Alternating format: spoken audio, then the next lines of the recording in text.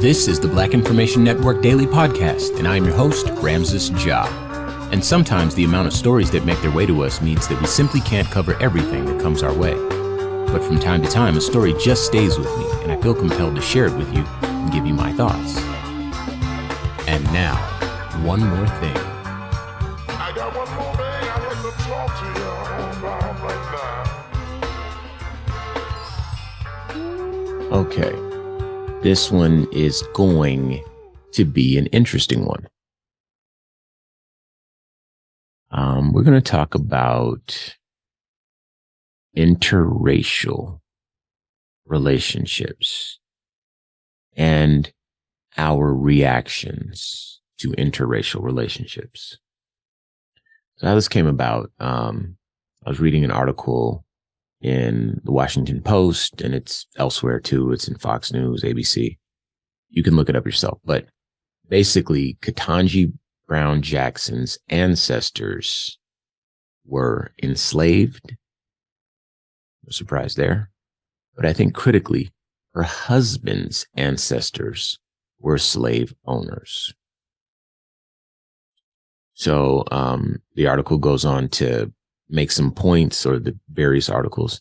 And I think the idea is it's just kind of interesting that these very different histories have come together to create this family that's now among the most prominent families in the country. And, you know, given this country's history, that's kind of miraculous, right? So this is kind of the point of these articles, at least the ones that I read. I want to read a quote from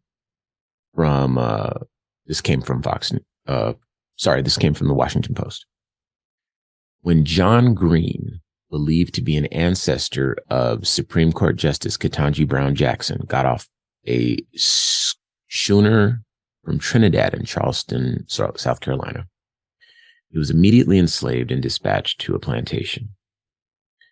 According to family lore, when John Howland, the 10th great-grandfather of Jackson's husband, Patrick Jackson, disembarked the Mayflower at Plymouth, Massachusetts, he was given housing and several acres.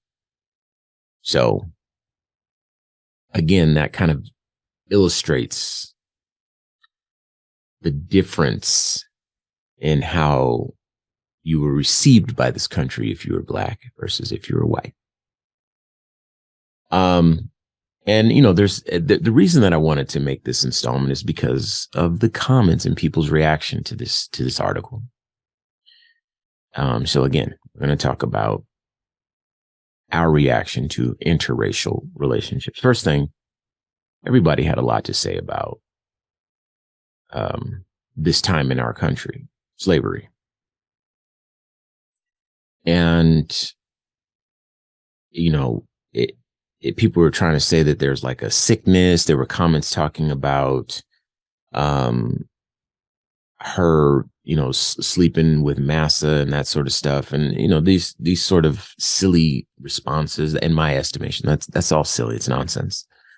The fact of the matter is that white people fought against slavery, and Black people owned slaves.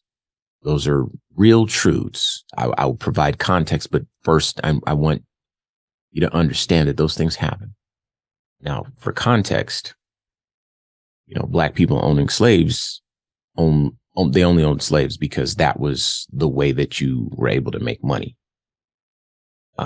So that's what was governing this capitalistic society, particularly in the South. And so if you wanted economic advancement and you were able to take advantage of what was available to you structurally in the society, then slavery was, you got you some slaves to do your work. So yes, Black people owned slaves, and then white people fought against slavery. We celebrate our Black heroes, but I've done more digging in recent years than I've ever done in my life. And I've done a lot of digging in my life. And I found that, and it just makes sense that there was a significant amount of white people that were abolitionists.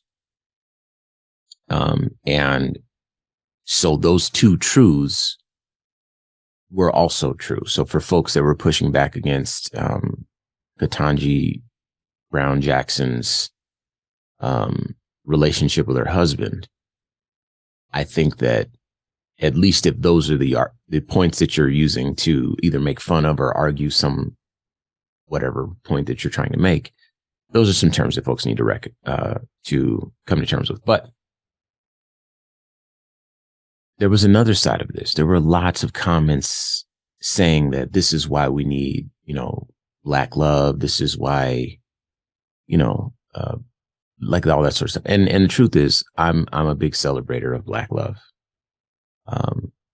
I recognize that Black women are the least married women in this country. And I believe it's Asian men who are the least married men. I recognize that there are economic implications and on and on. I listened to Dr. Umar and, he has some pretty strong opinions about that. I'll be honest, my opinions aren't nearly as extreme as his. My personal belief is that the greatest miracle of human existence is love. The greatest experience, the highest experience is that. I believe that before I am a Black man, I am a man, right? I behave as a man. I protect my family as a man would. I provide for my family as a man would. And race comes after that, right? First thing is I'm a human. I'm alive. I have consciousness. So that before anything else. I'm not a dog. I'm not a bear. I'm a human. Then I'm a man. Then I'm a Black man, right? So you understand the order of kind of self-identity. And again, my understanding of the world that I live in, and the experiences that I've had, I believe that love is, it's just a remarkable thing to witness the birth of your child. How that feeling when you're overwhelmed and the tears just come and you're happy. And that feeling of being love sick where you can't leave, but you have to, because you have to go to work, but I got to get home. I got to get home to, that feeling. Or to fall in love in the traditional sense, like the romantic sense. These are like moments that punctuate your lifetime. And while I believe that it's important to center Black love, for folks that find love where they find it, I don't think that's the worst thing in the world. And a lot of the comments, while they were intending to celebrate Black love and kind of prop up Black love, and this is why Black love is so important, I think that they were kind of backhanded compliments in that they were kind of trying to suggest that Ketanji Brown Jackson's relationship with her husband is based on a history that she has not come to terms with. And, my position is that if you're going to use the history of these two people's ancestors against each other, you're missing out on the realization of what's possible. And my belief is that we should be able to pursue the right opportunity, live in the right neighborhood, go to the right school, go to the right hospital, get the right job, etc. But you should also be able to love the right person. And love is not a simple thing. Well, it is and it isn't, but here's what I mean. Love, the biggest predictor of love, the biggest predictor of successful relationships, let's try to make it as scientific as we can, is distance. Who is close to you? And this is assuming that, there are available candidates approximately the same age range and sexual orientation and sex, indeed, for, you to be able to have a romantic relationship.